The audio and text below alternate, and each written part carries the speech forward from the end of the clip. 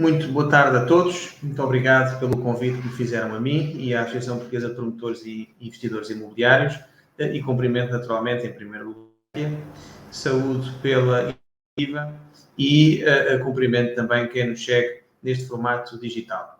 Nestes próximos minutos vamos tocar em alguns assuntos que o setor imobiliário se tem deparado. Portanto, no fundo, vamos tratar do que são os grandes desafios do setor imobiliário em Portugal. Antes de mais, uma palavra para dizer que, de facto, o setor imobiliário tem vivido momentos, eu diria, fulgurantes.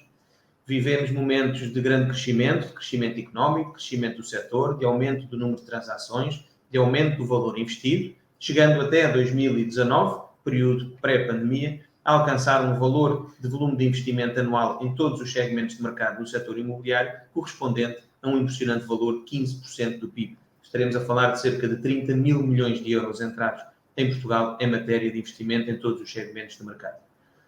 Enfrentámos também o setor uma pandemia, mas a verdade é que o que se veio a comprovar, aliás, mais uma vez, é que o setor imobiliário foi dos setores mais resilientes. Não somos nós que dizemos, foi o próprio Banco de Portugal a reconhecer o imobiliário como um dos setores mais resilientes desta pandemia, portanto, uma crise sanitária com repercussões económicas. E, portanto, não parámos a nossa atividade, nunca parámos, salvo raras exceções, enfim, e salvo o teletrabalho e alguns confinamentos a que todos nos vimos obrigados a cumprir, mas a verdade é que ainda assim não parámos e continuámos a nossa atividade. O que faz com que realmente, neste período que temos vindo a decorrer recentemente de recuperação económica, pós-pandemia, vivendo em alguma pandemia, mas pós períodos mais severos de confinamento, tenha sido o setor que mais facilidade tenha, de facto, em regressar a uma atividade em pleno. E, portanto, as perspectivas que temos para um futuro próximo são bastante positivas. Vemos o setor imobiliário, vemos o setor da promoção e do investimento imobiliário com umas expectativas, eu diria, cautelosamente otimistas, e temos utilizado esta expressão cautelosamente, porque, enfim, vivemos durante este último ano e meio uma situação pandémica à qual ninguém estava à espera e ninguém estava preparado. Ainda não saímos dela, estamos a viver um novo aumento de casos, que não se espera venham a dar origem a severos graus de confinamento, mas realmente o futuro nessa matéria, em questão de matéria sanitária, é um pouco ainda incerto. E, portanto, dizemos que as expectativas são cautelosamente otimistas, mas são otimistas, porque entendemos que o mercado imobiliário conseguiu, mesmo em pandemia, quando outros setores não o foram capazes de fazer, infelizmente, nós conseguimos manter a atratividade do nosso setor e a maioria dos fundamentais do mercado, dos fundamentals do mercado, continuaram a subsistir, e o que fez com que o mercado continuasse a valorizar e continuássemos a ter boas valorizações dos nossos ativos, pese embora tenha havido naturalmente um decréscimo a nível do volume de transações. Isto falámos, por exemplo, do segmento residencial. Falando um pouco do que são, então, os desafios que nos esperam para o futuro. Portanto, um setor que se espera vir a recuperar bem, um setor que espera regressar à sua normalidade em pleno muito rapidamente, mas que enfrenta, de facto, também, não só por si, desafios exigentes. E diria que os grandes desafios que nós temos no setor do investimento imobiliário em Portugal, os grandes desafios que temos se podem resumir a duas palavras: ambiente e habitação. Estes parece-me são a meu ver, em nosso entender, na Associação dos Promotores e Investidores Imobiliários, os grandes desafios que temos. Ambiente, porque vivemos um período em que discutimos todos os dias, a toda a hora, e bem, as alterações climáticas, o efeito que a nossa atividade, que a economia, e em especial a atividade da construção, tem nesse fenómeno portanto, que referi das alterações climáticas. E temos também, acima de tudo, um quadro jurídico-legal importante, exigente, que a todo nos impela a uma ação efetiva, rápida e com repercussões muito severas na nossa economia, que dá pelo nome Pacto Ecológico Europeu. Já todos ouviram com certeza falar do Pacto Ecológico Europeu e, grosso modo, de três grandes diplomas que regulam a nossa vida de todos nós a partir de agora: European Green Deal, Next Generation European Union e Horizon 2020. Estes são os documentos que regulam a nossa vida, quer em matéria económica, quer em matéria também do setor da fileira da construção e do imobiliário. Temos vindo a transpor algumas diretivas, aliás, nessa matéria, e a qual irei me dedicar também nos próximos minutos. Será a diretiva que transpusemos há coisa de alguns meses, 2 ou 3 meses, a nova diretiva de desempenho energético dos edifícios. Uma primeira palavra para dizer que, nesta matéria, e portanto, dentro destes dois temas, habitação e ambiente, dedicarei 3 notas, muito sucintamente, sobre estes dois aspectos essenciais que se vão se interligar, como irão perceber. Quanto realmente a este ponto do ambiente e, portanto, da tal transposição das diretivas que temos vindo a fazer e que nos impelem a uma ação na fileira da construção e do imobiliário efetiva, temos algumas premissas que a União Europeia nos dá. E temos o compromisso de até 2030 atingirmos uma redução em 55% da emissão de gases com efeitos de estufa e, portanto, estamos a falar na neutralidade carbónica na Europa até 2050. Esta é a grande meta que temos que atingir, porque sabemos, e aí estamos completamente todos comprometidos, que efetivamente os edifícios, que nos dizem tanto respeito, são responsáveis por 40% do consumo de energia na União Europeia e 36% do consumo de gases de efeito de estufa. Além do mais, 75% do parque edificado europeu é ineficiente do ponto de vista energético e apenas 1% é objeto de obras de melhoria de eficiência energética. E, portanto, este é o ponto de situação. Além do mais, sabemos que a fileira da construção é a fileira que mais pegada de carbono deixa em atividades económicas na Europa. E, portanto, alguma coisa temos que fazer. E é por isso que o setor está comprometido, está empenhado no combate às alterações climáticas e no cumprimento dessas metas, mas não é por isso que o tema não deixa de nos trazer alguns desafios, algumas exigências e, acima de tudo, muita reflexão. Tudo consumado, temos o seguinte desafio. Como disse, transpusemos há cerca de 2 ou 3 meses a Diretiva de Desempenho Energético dos Edifícios para Portugal. Portanto, Portugal passou a estar vinculado, que nos diz algo como isto. Até 2030, todos os novos edifícios têm que ser NZEB, Near Zero Energy Building. O que quer dizer que todos os edifícios novos, quer arrendamentos novos ou em processo de renovação, têm que passar a ser NZEB em 2030. A questão, eu diria que a nível de segmentos, nomeadamente residenciais, patamares mais altos, high-end, luxo, segmentos de classes mais altas, a questão não se coloca e não é problemática, porque efetivamente a oferta da construção que temos hoje em Portugal, além de Portugal ter um dos melhores índices de construção da Europa, e ser uma das melhores construções da Europa, aliás, reconhecida por toda a Europa fora, esses segmentos mais altos têm já uma alta eficiência energética. E, portanto, a questão aí não é problemática, porque nós já estamos nesse patamar. A questão coloca-se essencialmente no tal término da habitação, e, portanto, no termo da habitação que temos falado e na habitação acessível, nomeadamente aos portugueses. E pensamos na meta 2030. 2030 é amanhã, é daqui a 9 anos. E, portanto, estar a rever períodos, processos, procedimentos, numa fileira que ainda por cima tende a ser bastante conservadora e tradicional. Num escasso período de 9 anos, essencialmente onde os períodos de investimento se falam 5, 10, 15, 20 anos, parece-me a mim uma meta que é exigente, que é apertada e que eu pergunto se é realista. E, portanto, temos que nos perguntar se esta meta é credível, se esta meta devemos tê-la como certa, ou se vamos ver como tantas outras metas que foram criadas e que vamos chegar a 2030 e ela vai ser atrasada. É que, se por um lado temos que saudar naturalmente esta transposição e, portanto, este comprometimento com as alterações climáticas, também não podemos inviabilizar de forma absoluta a construção de habitação acessível aos portugueses. E, portanto, exige muita prudência quando se transpõe este tipo de exigências, porque, no fundo, não poderemos estar a comparar Portugal com países como a Alemanha, como França, por exemplo, onde estas exigências e a revisão de processos que ela envolve tenderá eventualmente a ser mais próxima, porque já estão num patamar mais evoluído. Em Portugal, infelizmente, ainda temos um longo caminho para percorrer. Se somarmos a isto tudo, de facto, aquilo que tanto temos chamado a atenção, dos custos de produção, do aumento de custos de produção, do aumento exponencial dos custos de contexto, onde, para percebermos a gravidade e o ponto onde nos encontramos, a situação pode ser de tal forma gravosa que, se nós considerarmos que um projeto imobiliário é uma conta de somar de várias parcelas que se vão somando de custos de produção, custo do terreno, custo da construção, custo dos materiais, custo do licenciamento ou do seu atraso, custo da matéria fiscal, realmente o que nós nos pudermos aperceber e temos chamado a atenção é que, de facto, o aumento exponencial que estes custos de contexto, estes custos de produção têm vindo a sofrer, inviabiliza por completo a construção de habitação em Portugal. Se começarmos a somar no preço a que os terrenos são colocados no mercado, somarmos o custo da construção, que tem galopado, que tem sido vítima de uma escassez enorme de matéria de mão de obra.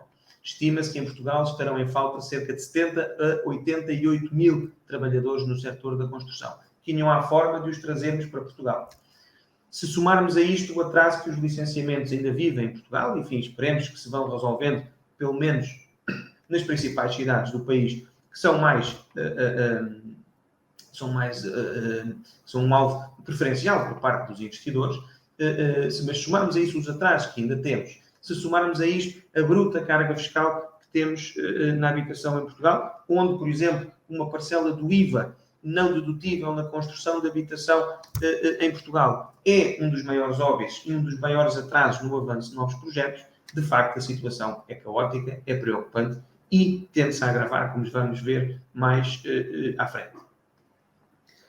Ora, se somarmos a isto tudo um aumento das exigências europeias, com as quais tenderemos a concordar, mas que vem agravar este aumento dos custos de contexto, dos custos de produção, de facto, vemos aqui um choque entre a resolução dos problemas ambientais com a resolução da qualidade de vida das pessoas e da habitação acessível aos portugueses, nomeadamente. E, portanto, o que nos temos que nos perguntar é, bom, mas se temos esta transposição da diretiva, enfim, não teríamos grande forma de a evitar, é certo, o que é que está a ser feito do lado nacional para permitir, para mitigar, no fundo, um contrabalançar da balança, onde temos mais exigências, mas vamos ter também mais apoios para não inviabilizar a construção de habitação. Um dos mecanismos que temos apresentado, enfim, que certamente muitos dos que nos ouvem conhecerão e cujos termos lhes serão familiares, é a emissão de obrigações bonificadas verdes, as famosas Green Bonds. As Green Bonds, enfim, é um sistema conhecido dos mercados financeiros, é um sistema conhecido do mercado imobiliário e do mercado financeiro a ele associado. Existe muito, por exemplo, já em Espanha, com alguma notoriedade, e era uma boa forma de, no fundo, resolvermos os dois problemas, habitação e ambiente. Porque se nós, no fundo, por um lado, usássemos fundos comunitários, usássemos o PRR, Programa de Resolução e Recuperação e Resiliência Nacional, que, aliás, disponibiliza fundos comunitários para financiamento, nomeadamente para financiamento verde e para a habitação, uma das boas formas seria dinamizar um mercado obrigacionista verde dedicado à construção de mais habitação no imobiliário, nomeadamente, por exemplo, junto do Banco de Fomento, junto do Banco do Estado, do banco que está precisamente a gerir essas linhas de financiamento do PRR e dos fundos comunitários, nomeadamente do Pacto Ecológico Europeu. Portanto, essa é uma boa forma de dinamizar, do ponto de vista público, uma emissão obrigacionista verde para a construção de mais habitação e, portanto, de edifícios verdes, no fundo estamos a falar de linhas de financiamento bonificadas, altamente bonificadas, mas também, por outro lado, dinamizar e regulamentar o mercado de capitais português e, portanto, a emissão de green bonds privadas. E porquê que eu falo disto? Porque realmente um país que se quer competitivo tem que também ter um mercado de capitais competitivo.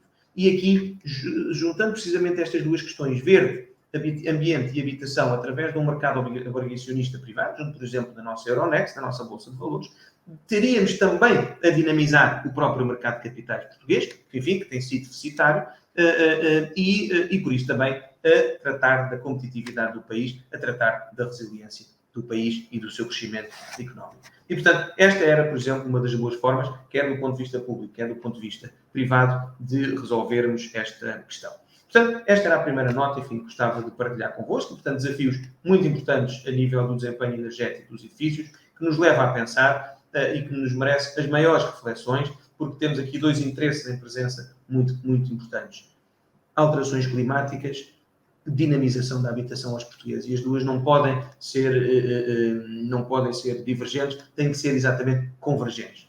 E esse é um ponto muito importante que nós temos procurado chamar a atenção para a necessidade de, porque se vocês virem, existem políticas públicas para todos os gostos, europeias, nacionais, autárquicas, e muitas delas estão a falar da mesma coisa. O problema é que elas não são convergentes, estão a trabalhar em separado. Ora, se elas fossem convergentes, se elas trabalhassem em conjunto, se elas, no fundo, fossem interligadas e, por isso, seriam políticas públicas integradas, não a trabalhar separadamente, certamente poderíamos resolver muitos dos problemas. Uma última nota nesta matéria, para vos dar um outro exemplo, um pouco, se quisermos, enfim, da atrapalhada em que vivemos nesta matéria. Esta diretiva que vos acabei de falar e que transpusemos para Portugal, diz, por exemplo, duas coisas. Que até 2030 estes tais edifícios vão ter que incorporar grandes soluções fotovoltaicas, portanto, soluções de energias limpas. Bom, até aí estamos todos de acordo. O que acontece é que não houve a transposição da diretiva, mas não houve a readequação do articulado nacional, portanto, da legislação nacional, nomeadamente camarária.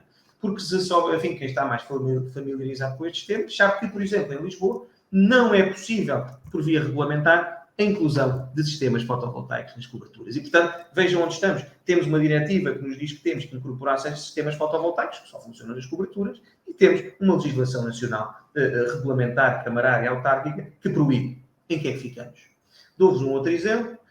Temos esta diretiva que nos diz que, a partir de 2030, todos os edifícios vão ter que ter soluções de carregamento elétrico para automóveis, mobilidade elétrica. Bom, também estamos todos de acordo, naturalmente. Aliás, inaugurei há cerca de 2 ou 3 meses o primeiro carregador elétrico inteligente em Portugal, de uma grande empresa nacional, mas este é o problema. Por exemplo, em Lisboa, enfim, nos centros históricos e no Porto passará o mesmo, passa o mesmo, nós não podemos, por via regulamentar, ter um carregador por parque de estacionamento, por unidade de estacionamento, conectada à respectiva fração autónoma. O que isto gera uma grande atrapalhada a nível, por exemplo, da administração de condomínio, a nível de condóminos, e, portanto, quem vai sair prejudicado no meio disto tudo é o consumidor final. E, portanto, esta é um pouco a desarticulação que ainda vemos e que realmente nos deixa, enfim, nós, enfim, a Associação em especial, que representa quem investe no mercado imobiliário, numa situação, num beco sem saída, devemos, ao máximo, evitar. Soma-se a isto tudo, de facto, e entraria aqui no segundo ponto, a questão do aumento dos custos de construção, que eu diria que é o grande tema que assusta hoje mais os mercados imobiliários, eu diria, europeus e, naturalmente, em Portugal. As matérias-primas galopam, o valor das matérias-primas galopa a todos os dias, e ainda por cima é uma matéria de geopolítica internacional, é um problema internacional que não é controlado por nenhum de nós, não é controlado pelos Estados-membros, não é controlado, ou dificilmente é controlado pelos Estados-membros, mas não é certamente controlado pelo setor imobiliário. E, portanto, as restrições a nível de matéria de abastecimentos, as restrições a nível de chegada da matéria-prima, faz com que, de facto, ela tenha vindo a subir exponencialmente o seu preço, com alguns dos materiais a subir 50%, 70%, 80%, 90%, o que tem, não digo ainda afastado, mas trazido algum receio junto dos investidores imobiliários, e, portanto, nomeadamente os produtores imobiliários, em todos os segmentos de mercado. Se depois somarmos a isto tudo o aumento dos custos de construção, a situação passa a ser um bocadinho preocupante. E me têm perguntado, bom, mas para onde vamos? Vai descer, as matérias-primas vão estabilizar os preços, o preço da construção vai estabilizar? Há aqui um problema que nós temos que pensar seriamente, que é este. Os próprios PRRs nacionais e de outros Estados-membros da União Europeia podem vir trazer aqui um problema acrescido, ou seja, podem não ajudar a economia, podem até vir a prejudicar. Porquê é que eu digo isto? Porque realmente, se nós já tínhamos um problema de aumento dos custos da construção, tínhamos escassez de mão de obra e tínhamos aumento dos custos das matérias-primas, é bom de ver o que é que vai acontecer com mais obras, nomeadamente públicas, a nível dos PRRs nacionais e de outros Estados-membros. Ora, se nós já não tínhamos mão de obra na construção privada, havendo mais obras, havendo mais concorrência, pois, naturalmente, essa obra escasseará ainda mais e, portanto, será de maior valor. Ficará ainda mais cara. A construção ficará ainda mais cara. E o mesmo acontecerá com as matérias-primas. Portanto, havendo atualmente mais obras, mais caras, mais escasseiam, mais caras ficarão as matérias-primas. E depois o problema não é o PRR nacional, são os PRRs por exemplo, francês, o PRR alemão. Bom, nós estamos bem a ver o que é que vai, que tem igualmente uma série de obras públicas catalogadas. É fácil ver o que é que vai acontecer a esta mão de obra que, naturalmente, ganhando mal em Portugal, e o problema sempre em Portugal é o problema de baixos salários dos portugueses, está-se bem a ver o que é que vai acontecer à mão de obra que ainda por cá permanece. Vai preferir, naturalmente, ganhar 2, 3, 4 vezes mais para a França, para a Alemanha, para trabalhar nos PRRs de outros Estados-membros. E, portanto, aqui, realmente, o PRR, em matéria de aumento dos custos de construção, escassez de mão de obra e aumento dos custos das matérias-primas, pode vir a ser um grave problema e, portanto, pode vir a agudizar ainda mais tudo isto. E estamos a falar também no fundo de habitação, porque realmente sabemos que a habitação tem um teto máximo de valor por metro quadrado de venda, enfim, de aquisição por parte do consumidor final, e, portanto, este pode ser, com os PRRs nacionais e estrangeiros, um problema acrescido que todos nos merece reflexão, porque tem sentido por parte dos investidores, de facto, alguma apreensão nessa matéria. E uma última nota. Afinal, estou quase a atingir o meu tempo que me concederam e, portanto, não quero de modo nenhum ultrapassá-lo, também para não vos maçar em demasia, mas gostava de partilhar a terceira nota final que tinha pensado para esta minha intervenção, que tem a ver um pouco com a inovação, os novos procedimentos, a tecnologia que temos ao nosso dispor e que está ao dispor da resolução de problemas, enfim, que são graves, não de agora, mas já de há várias décadas, e que estou a falar, por exemplo, da questão do licenciamento. Sabemos que o licenciamento é um dos maiores entraves à canalização e à captação de investimento nacional e estrangeiro ao nosso país, e, portanto, não é um problema só do setor imobiliário, mas, de facto, o licenciamento urbanístico adquire gravidades, enfim, exponenciadas face a outros processos de licenciamento não urbanístico, e a verdade é que temos que tudo fazer para melhorar e encurtar processos. Melhorar, simplificar, tornar transparente e encurtar processos, nomeadamente o licenciamento. Temos hoje em dia uma série de novas tecnologias e está-se cada vez mais a tentar e a pôr pressão junto das entidades governantes, nas nossas entidades governantes, para, por exemplo, colocar o BIM à disposição do licenciamento. Porque com isso conseguimos ganhos exponenciais nos processos, conseguimos transparência, conseguimos clareza e, de facto, é através desses sistemas de modulação que estão à disposição de todos nós que temos encarado também como uma das formas, entre muitas outras e alguns detalhes, na resolução dos problemas do licenciamento. Um outro ponto também tem a ver com a própria industrialização. A própria industrialização do setor, que é algo à qual não podemos, penso eu, mais escapar. A modulação, a industrialização dos procedimentos, nomeadamente na fileira da construção, são também uma das formas que temos encarado, enfim, que andamos a discuti-las há tantos anos, mas penso que agora elas começam a ser, de facto, incontornáveis. Espanha, por exemplo, tem uma industrialização na construção já bastante fulgurante, aqui ainda é um pouco tímida, limita-se a pequenas casas de banho, módulos de casas de banho, limita-se a pequenas moradias. De facto, temos que incorporar também a industrialização, portanto, a industrialização também está ligada naturalmente ao BIM, para melhorar e encurtar processos. O que acontece, enfim, sendo realista, é que somos um país pequeno, somos um país com muito pouca escala, enfim, que é um problema que sempre nos assistirá. Somos um país pequeno, não podemos alargar as nossas fronteiras para tornarmos um país maior, com mais cidades, e isso, por exemplo, é muito claro quando comparamos com a Espanha. A Espanha, por exemplo, em matéria de industrialização, em matéria de BIM, conseguiu ganhar bastante mais dinamismo, porque, enfim, tem muitas cidades de média e grande dimensão, e nós em Portugal temos 2, 3 grandes cidades, e depois temos médias cidades num tamanho realmente mais pequeno. Só segundas cidades de média dimensão, como Valência, Málaga, Santander, enfim, Bilbao, etc., são cidades da dimensão das nossas 2 grandes cidades. E, portanto, que nos inviabiliza muito estas novas matérias de BIM, de industrialização, de modulação. Mas este tem que ser o caminho. Penso que não há volta a dar. Há aqui um ponto muito importante. Portanto, já falámos, é a questão da escala. Temos que conseguir ultrapassar a nossa falta de escala das nossas cidades e dos nossos projetos, que de facto são projetos, comparativamente com outros projetos da Europa, mais pequenos, pese embora a dimensão para nós seja grande. E tem também que ver com a questão do próprio financiamento. Eu vejo isso, por exemplo, ao nível dos projetistas. A maioria dos projetistas do nosso país são projetistas em nome individual, são pessoas que trabalham nas suas casas, não são as grandes sociedades, os grandes ateliês de arquitetura que os há, mas há realmente em pouco número, e, portanto, as próprias licenças de emissão de BIM, portanto, desta tecnologia, são bastante caras e, portanto, há aqui um problema também de financiamento destas questões.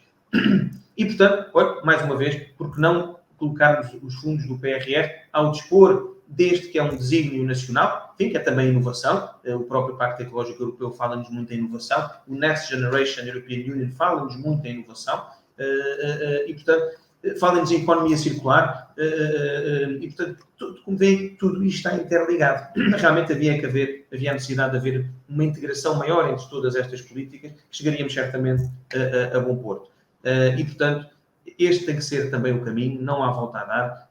Temos é que realmente arranjar formas eficazes de os pôr em marcha, porque não existem. E, portanto, estes são as grandes notas que vos queria partilhar, como, enfim, pensamentos, reflexões, que penso podem dar